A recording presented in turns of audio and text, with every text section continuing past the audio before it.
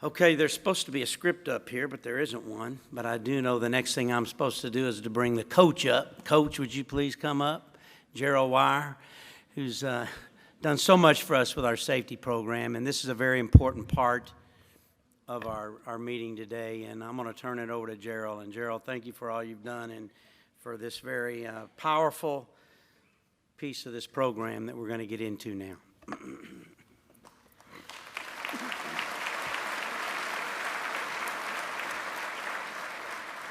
Thank you, General Weber. I just thank the Lord you didn't read the script. Appreciate that. Thank you for your great support of employees and leadership, General Weber. Thank you. It's a true honor to stand before you today to recognize this distinguished class of Extra Mile Award winners for 2015. Today, we will recognize over 30 employees.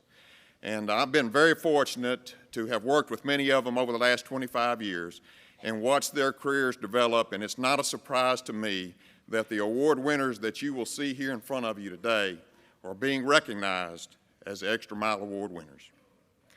First of all, I would like to ask if James Henderson, Lance Richter, and Taylor Metcalf, would you please stand and make your way to the front here? Let's give them a warm hand of applause.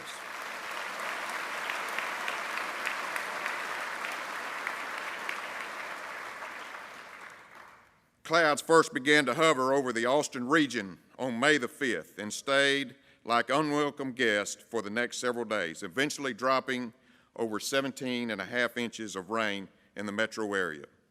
Taylor maintenance forces were on standby throughout the evening, monitoring roads, ready to assist at a moment's notice. That moment came a few hours later in the morning hours of May the 6th, around 11:30 a.m. A phone call came to the maintenance office. Water was topping US 90 east of Austin and State Highway 95 just south of Taylor. Although it was early and there wasn't much traffic to speak of, both roads would soon be getting busy, and the potential for motorists to risk driving across the flooded roadways was too great to waste another minute. Crews quickly went out on both locations to secure the areas and block off roads. As employees checked other roads in the section that were known to flood, General Technician Lance Richter was patrolling FM 619 south of Taylor. Water was covering the section of the road. As he approached one section, he saw two individuals at a distance. They were standing on the top of the cab of their pickup truck that was quickly disappearing in water. Before Lance could help, Taylor Maintenance Supervisor James Henderson drove up, and both began to look at ways to rescue these two gentlemen from the water. James decided that the only way to get the men out of the rushing water was to utilize the 10-yard dump truck. He rushed to his vehicle and asked for reinforcements. A few minutes later, General Technician Taylor Metcalf drove up in the 10-yard truck. The three huddled, put together their game plan of action, and all the while keeping an eye on the men in the swirling waters. Knowing what they had to do, Taylor got back inside his truck and pulled the lever inside the cab and watched as the tailgate slowly was lowered. James and Lance climbed into the back and started shouting instructions to Taylor as he slowly but carefully backed into the waters to obtain the motorist.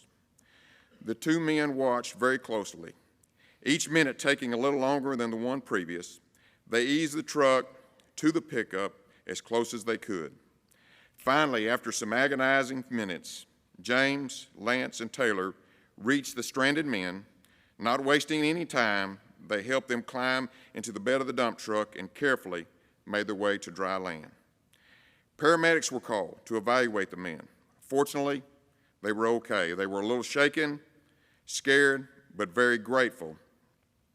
The outcome could have been much worse if it had not been for these three men and their bravery. James, Lance, and Taylor, you truly were heroes that day. Thank you for going the extra mile. Please join me on stage.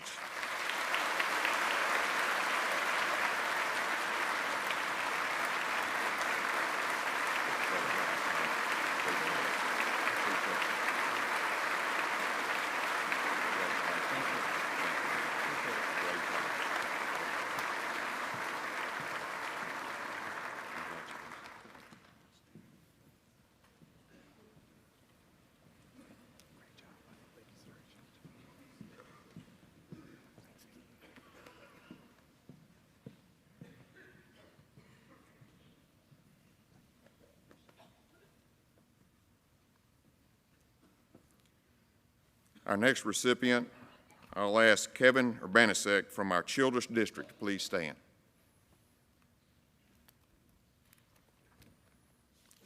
Let's give Kevin a hand, please.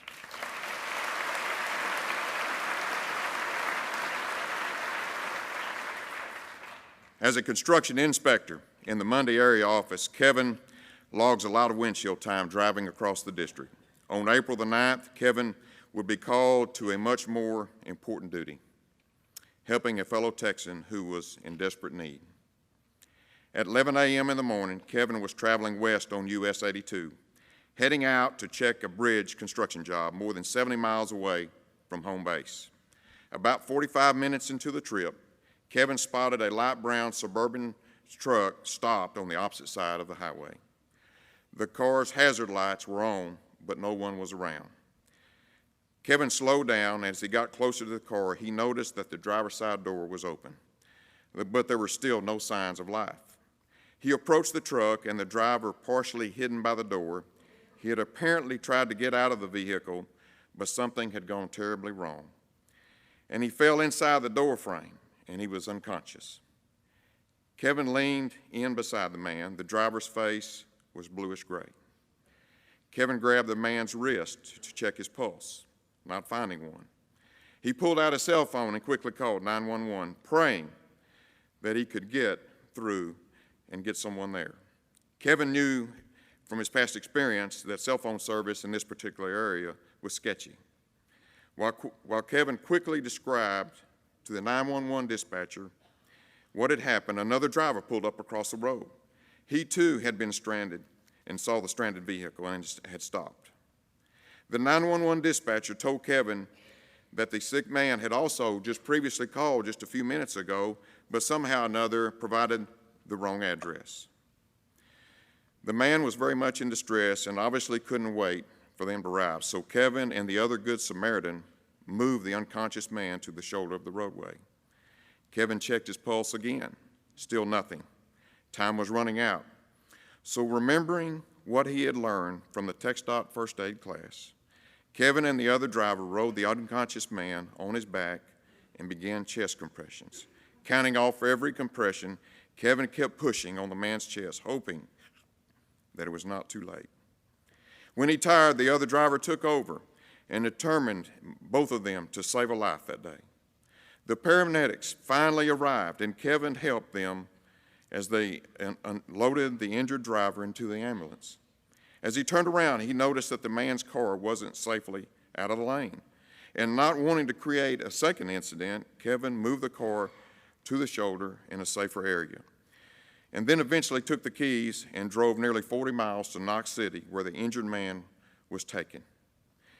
Kevin was later told by paramedics that the driver unfortunately did not survive. Although this story does not have an ending we had hoped for and had worked for, Kevin can have peace and comfort in knowing that he gave all he could, along with the stranger, that proving we really are our brother's keeper. Kevin, thank you for going the extra mile.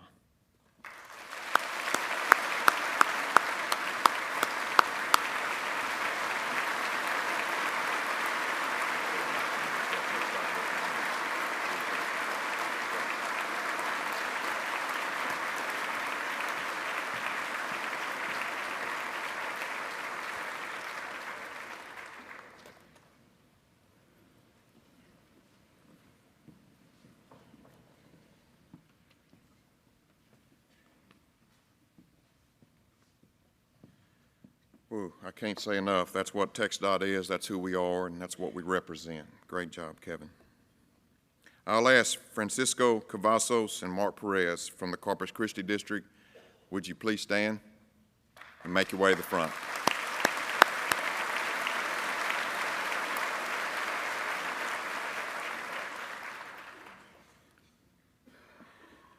We all know that feeling.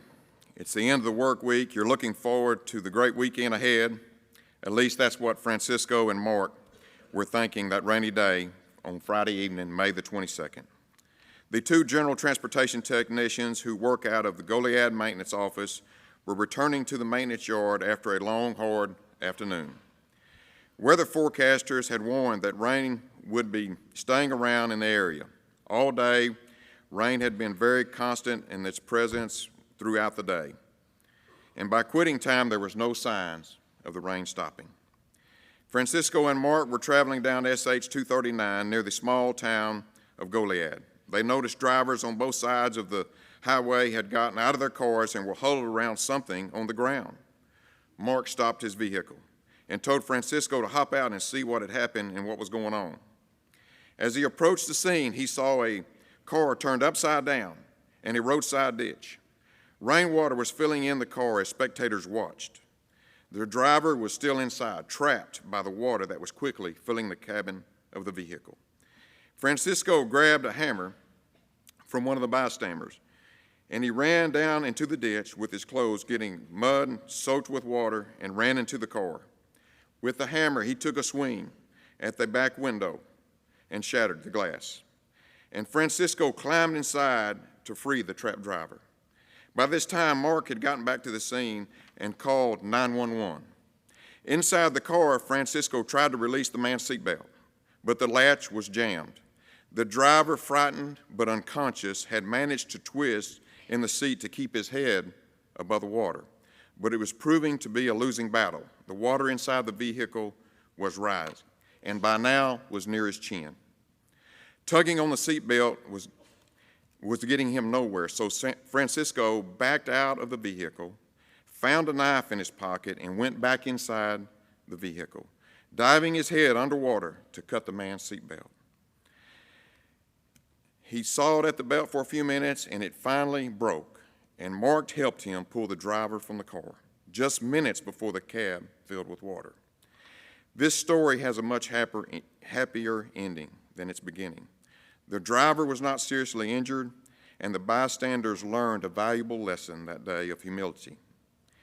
Francisco and Mark earned an appreciation of a man who was very grateful to be alive, and the respect and admiration of all of us who are here today. Francisco and Mark, thank you for going the extra mile.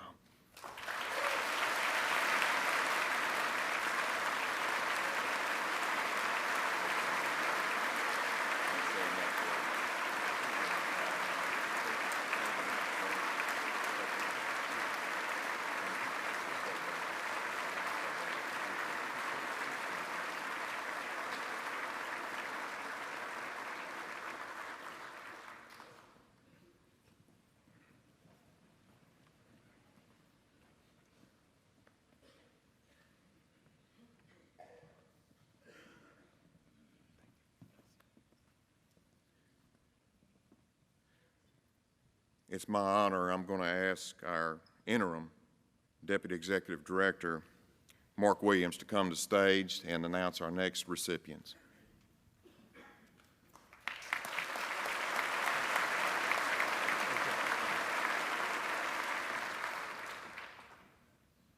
Thank you, Gerald.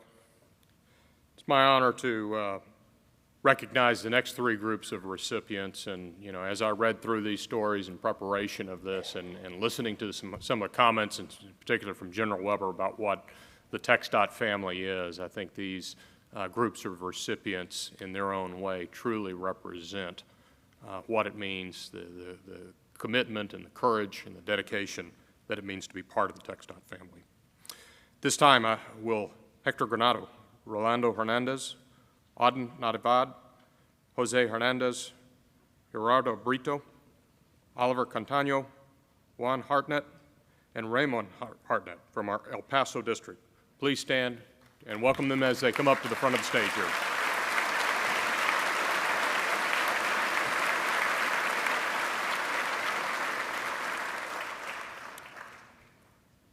Texas weather is nothing if not a study in extremes. When it's cold in some parts of the state, it's very cold. And when it's hot, it's brutal. When there's a drought, lakes take on the look of barren deserts, and when it rains, it can be a real frog choker. And that's just what was happening in the Big Bend area last August and early September. Showers turned into deluges and roads into lakes for several days. Travel around the area became downright impossible, even dangerous. For hours, the local news warned residents to stay indoors and off the roads. The employees in the El Paso District's Presidio and Fort Davis maintenance sections, Auden Natividad, Hector Granado, Rolando Hernandez, Jose Hernandez, Oliver Cantano, Gerardo Brito, Juan Hartnett, and Raymond Hartnett, would have preferred nothing more. Their jobs, however, were to keep the roads barricaded and clear, and would have been more than enough to contend with. But as folks often do, some of the locals chose to drive the roads anyway, and unwittingly make the employees of the Presidio and Fort Davis temporary water rescuers. While the rain poured buckets of water upon the tiny town of Presidio, the 8 crew members were doing their best to keep FM 170 just west of the city from washing away. Water had not only topped the road, but the current was surprisingly swift. Anything or anyone in its way would get swept away, even cars, and that is how the crew members found themselves helping in not 1 but 2 water rescues. The first came early that morning. The two men in a pickup truck thought they could make it over the low water crossing. At first, the water beneath their tires was giving way to the vehicle. But as they drove through further over the bridge, the water became increasingly more forceful. Inside the cab, the driver tried to get enough traction with the ground to stop the truck from sliding off the bridge and into the creek. The more he tried, the more the water fought against him. Within seconds, the truck was floating down the creek. The good thing for these men is that the crews from Presidio and Fort Davis were nearby waiting for the creek to lower. The crew wasted no time trying to get the men some help. They devised a plan. They slowly edged their front-end loader into the water. Inch by careful inch, they moved it closer to the waiting truck. A tricky procedure, as the rocks in the creek bed were incredibly slippery. If they weren't careful, the loader would topple over, sending the crew into the water and forcing them to be rescued as well. Minutes ticked by before the loader finally reached the trapped men. When the loader was within inches of the truck, they jumped into the bucket of the loader and were carried back to dry land. After making sure that the men were okay, the crew went back to their job of clearing the road. A few hours later, they heard screams coming from somewhere nearby. They turned to find yet another vehicle that had tried to cross the waterlogged road. A Dodge Durango had slipped into the creek, trapping the 5 occupants inside, 4 adults and a 3-year-old child. This time they knew instinctively what to do. The crew immediately headed out to the creek with the same front-end loader and, using the same bucket rescue motion, carried all 5 away without injury. Fortunately for this brave crew, the next few hours of their shift were uneventful. No more water rescues. No more coming to the aid of others in distress. They may have left the maintenance yards as ordinary workers that day, but they came back as heroes. Gentlemen, thank you for going the extra mile. Please welcome me.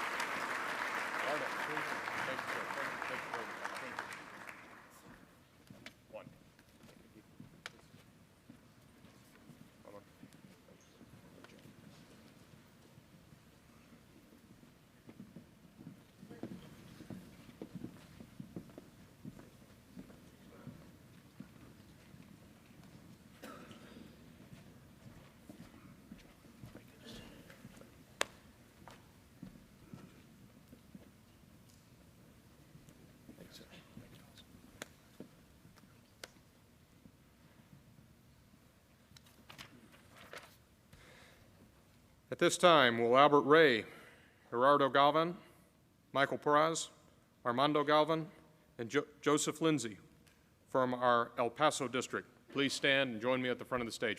Please welcome them as they come up.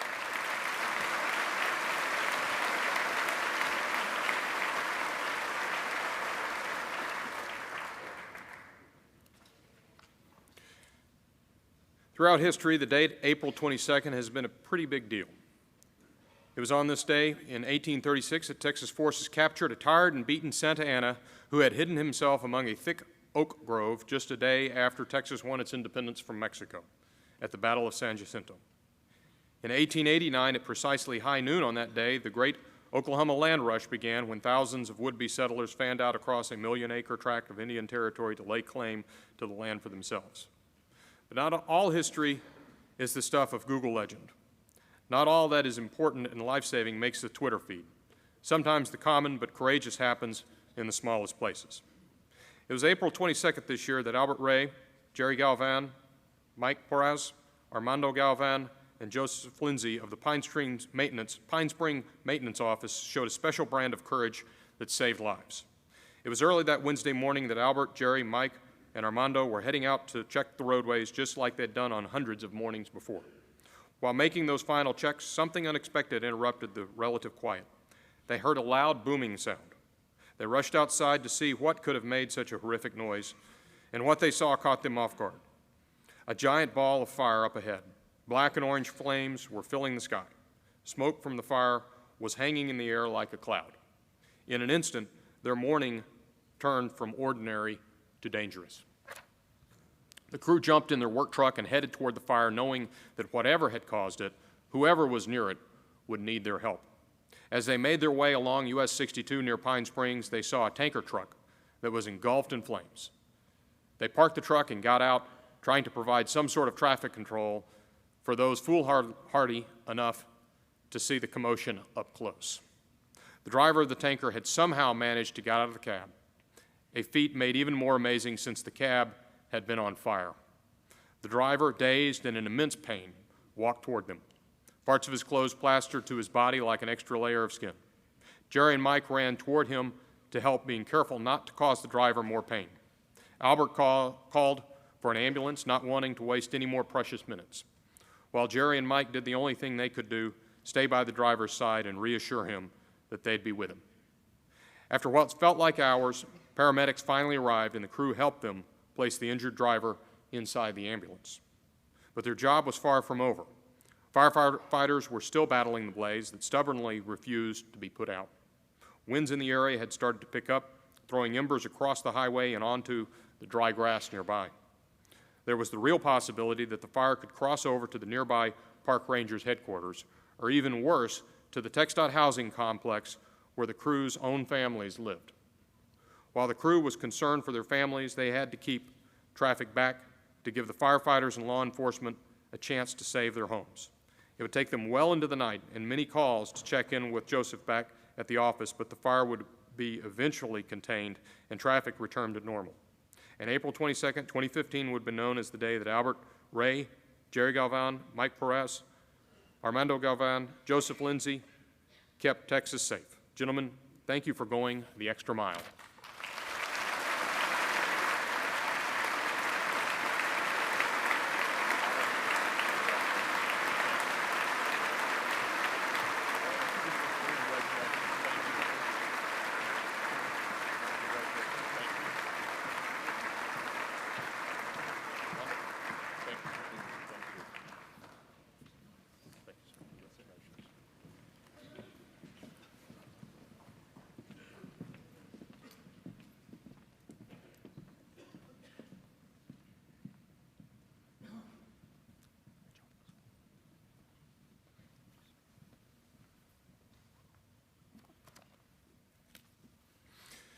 This time, will Thomas Willis from our Fort Worth district please stand? Please welcome him as he comes to the front of the stage.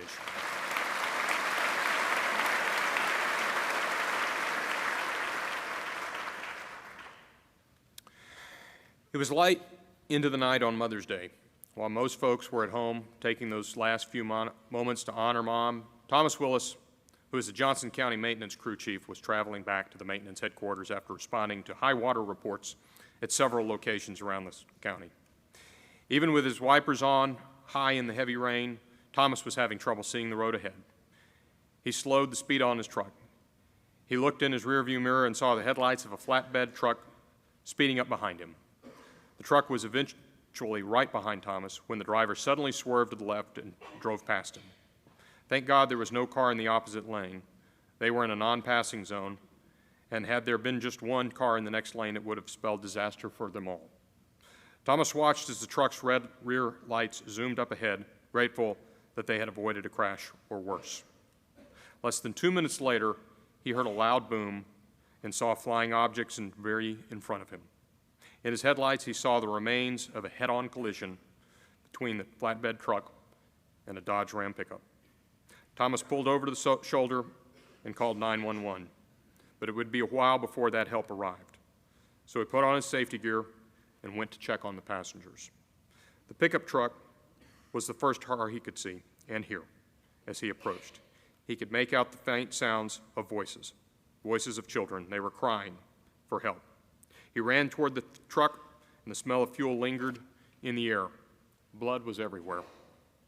Thomas looked through the empty hole that had been the windshield and saw the driver and the passenger. The passenger was a woman, and she was not breathing, and there was nothing he could do to help her. Thomas turned his attention to the driver. He was unfortunately still alive, but barely. Thomas knew that he would not last long.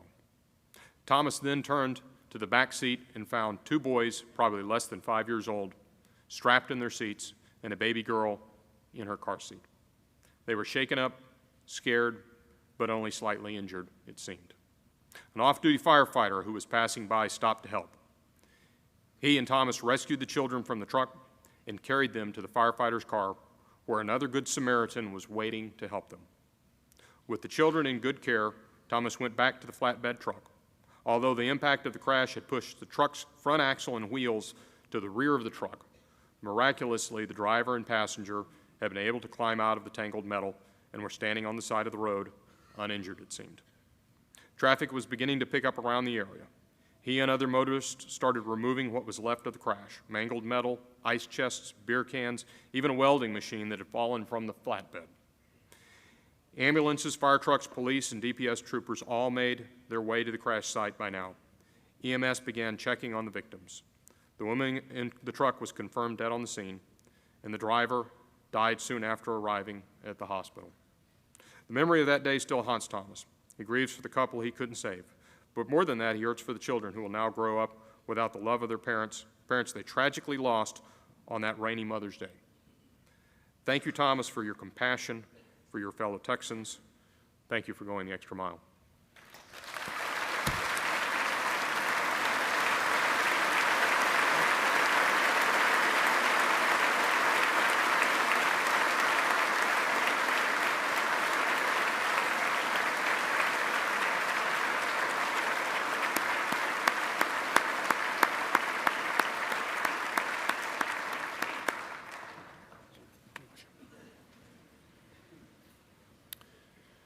This time it's my privilege to turn the program over to our Chief Engineer, Mr. Bill Hill.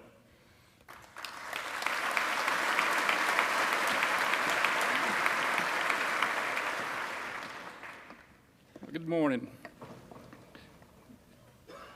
Will Josh Bobbitt, Charles Steele, Kelly Collins, and Michael Powell please come to the front from the Lufkin District?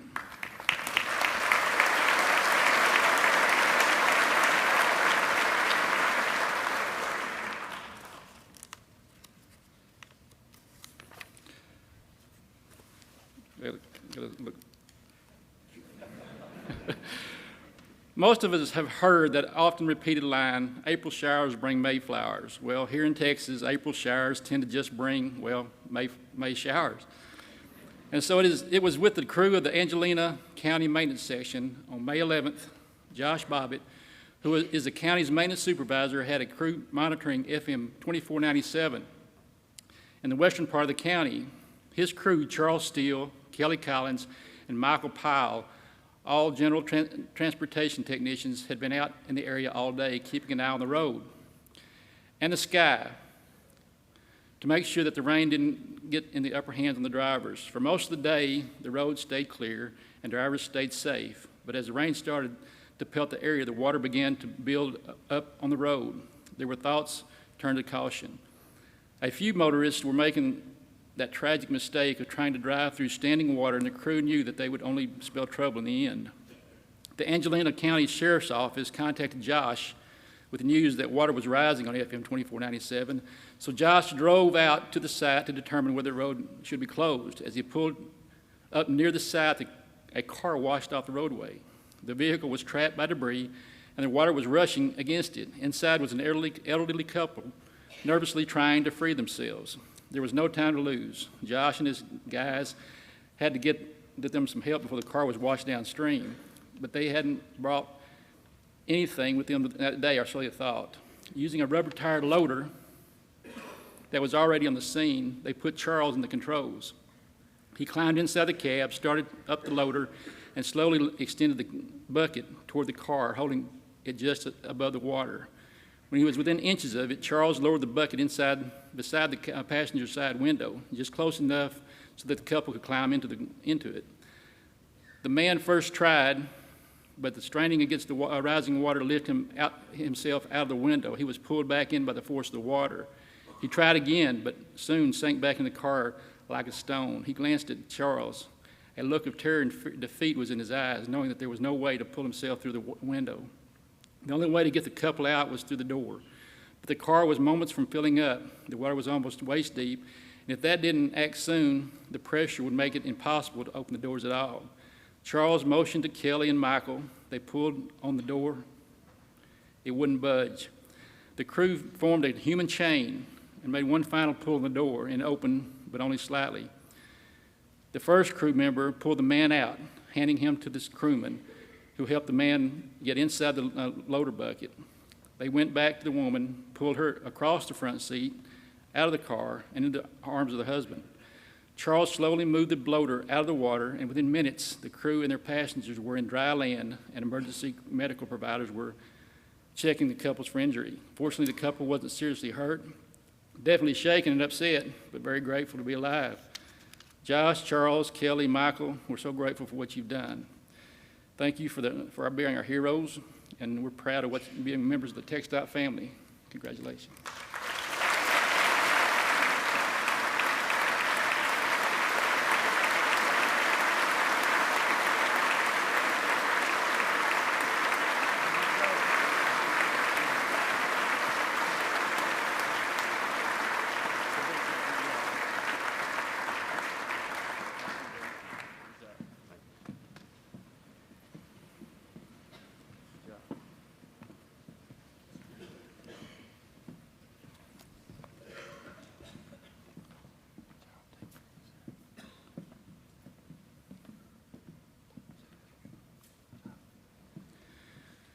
Will Gil Romo, Thomas Romero, and Julio Dillard from the San Antonio District please come up the front?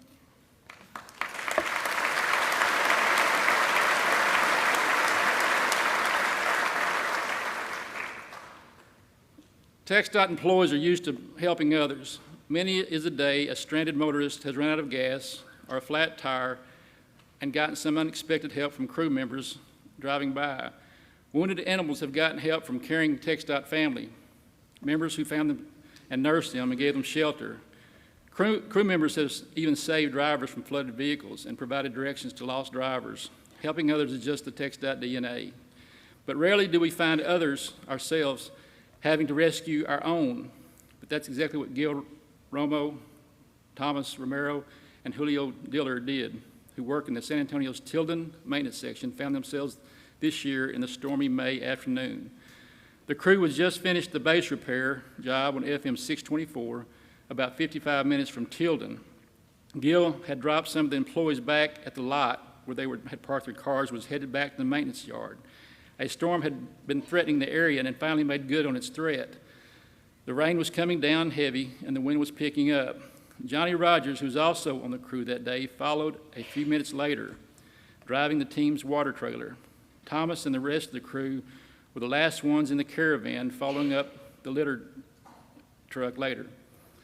Gil had only gotten a mile down the road when he heard a call from Julio. They had just come from a crash scene. All they could see was an undercarriage of an overturned 18-wheeler.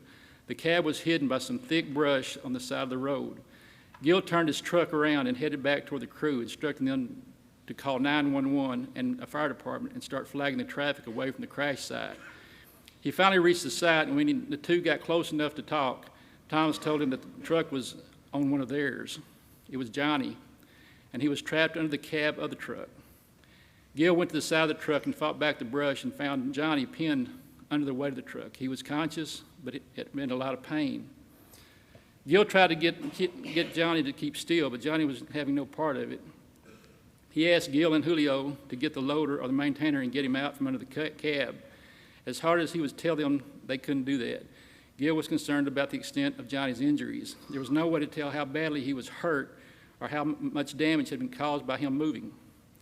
Several agonizing minutes later, the ambulance and fire department arrived and, using a hoist, lifted the cab off Johnny and transported him to the nearest hospital.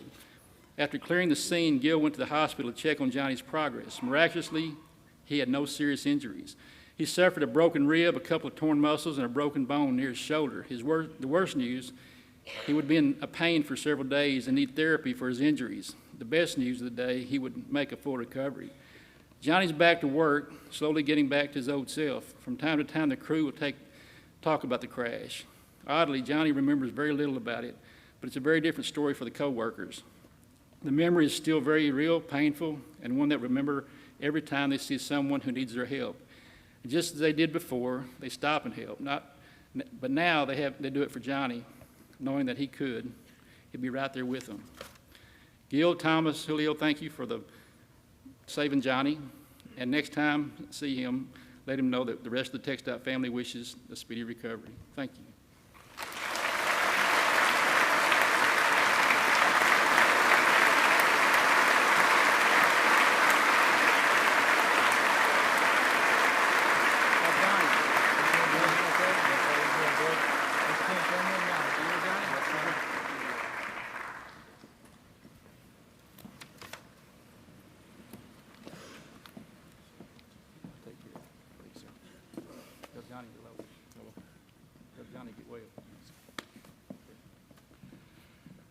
It's my honor now to bring up the Chief of Staff, Rich McMonigle.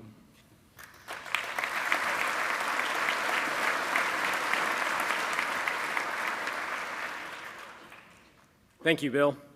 Will Hunter Plumlee and Brian Trussell from our Waco district please come forward?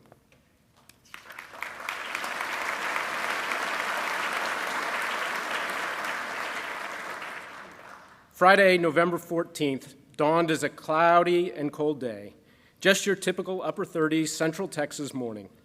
Hunter Plumlee and Brian Trussell had learned to deal with the cold and constant traffic and irate drivers. After all, they're construction inspectors for the mega I-35 project in the Waco district. The project has kept them on their toes. Be ready for the unexpected, they'd learned. And this November day, they found out just how valuable that lesson really is. As the two headed north on the interstate, they noticed that traffic was beginning to back up on the southbound side. Traffic normally slows in a construction zone, but this was no ordinary traffic tie-up. Traffic had come to a screeching halt. Ahead, they could see a gnarled, smoking 18-wheeler that had just been involved in a crash. It had collided with another disabled 18-wheeler that had been parked in the southbound shoulder of the interstate. Hunter and Brian got off at the nearest exit so they could get to the truck on the opposite side of the highway. When they got there, diesel fuel was leaking from the trucks and smoke rings were hanging above the wreckage. And where there's smoke, there's fire. Hunter and Brian grabbed their fire extinguishers and ran to the rubble. The spilt diesel fuel, already 4 inches deep. 2 other drivers had seen the crash and had just gotten out of their cars to help. Hunter immediately started directing traffic away from the wreckage. Brian climbed onto the upper step of the cab. The driver was trapped inside. He was badly injured, and Brian could tell that he was close to going into shock.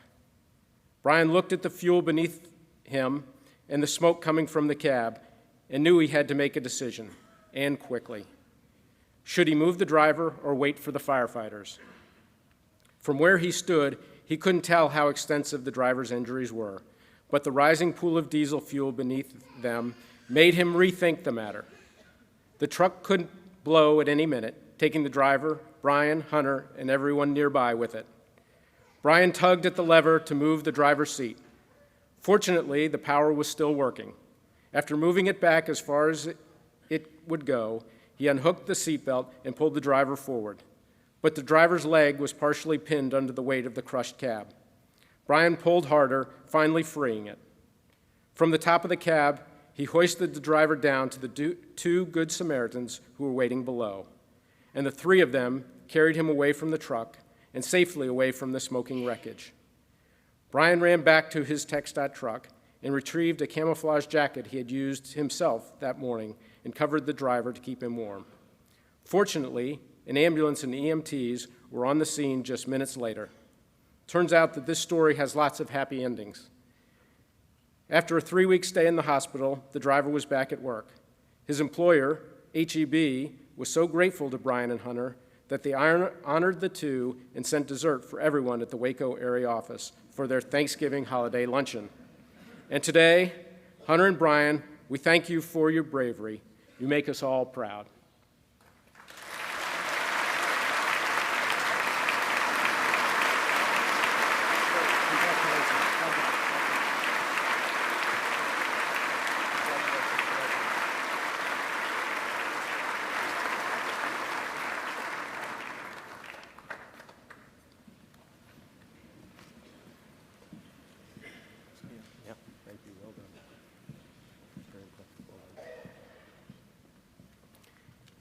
And for our final Extra Mile Award, will Craig Hostis from the Wichita Falls District please come forward?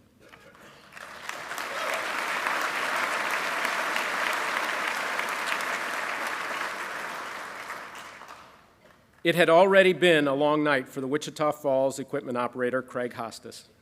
8 inches of rain had been dumped on Archer County in just 2 hours, and Craig had been called out to place water over the road signs and set barricades on some of the rain-swollen highways. He'd already responded to 2 other flooded roads in the area. Time now to check on yet another one, FM 368, in the northern part of the county. He got in his truck and made his way out to the area, checking known trouble spots along the way. When he arrived, he saw a car near the water's edge. He watched as the driver stopped and turned around without crossing the road. He then turned his attention to the waterlogged road and saw something familiar, a red glow. It was coming from the water, just barely visible above the surface. The lights were from a car that was partially submerged in the water. Floodwaters had crested almost to the windows. Craig radioed his supervisor and some other employees who were nearby to tell them that he was going into the water to check it out. He grabbed a handheld radio and flashlight and began wading through the flowing water. Before long, he was standing a few inches from the car door. He looked inside. Looking back at him was an elderly gentleman desperately trying to open the door against the current. It took several exhausting minutes, Craig pulling on the door with all his strength, but the door finally pried open, just enough for the man to slip through. But he wasn't out of danger just yet. Craig had to get him out of the water and onto drier land. Slowly, the two waded back uphill, and after several minutes, they were back on dry land, cold but very much alive and well. Later that day, and back at home, the elderly man told his family about his harrowing experience and the brave man who came to his rescue. In an age when every experience is a social media post and every thought a tweet, his daughter took to her Facebook page and announced to the world her gratitude to the man who had saved her father's life that day. And Craig, you have all of our thanks as well. Thank you for being a hero and making your TxDOT family very proud.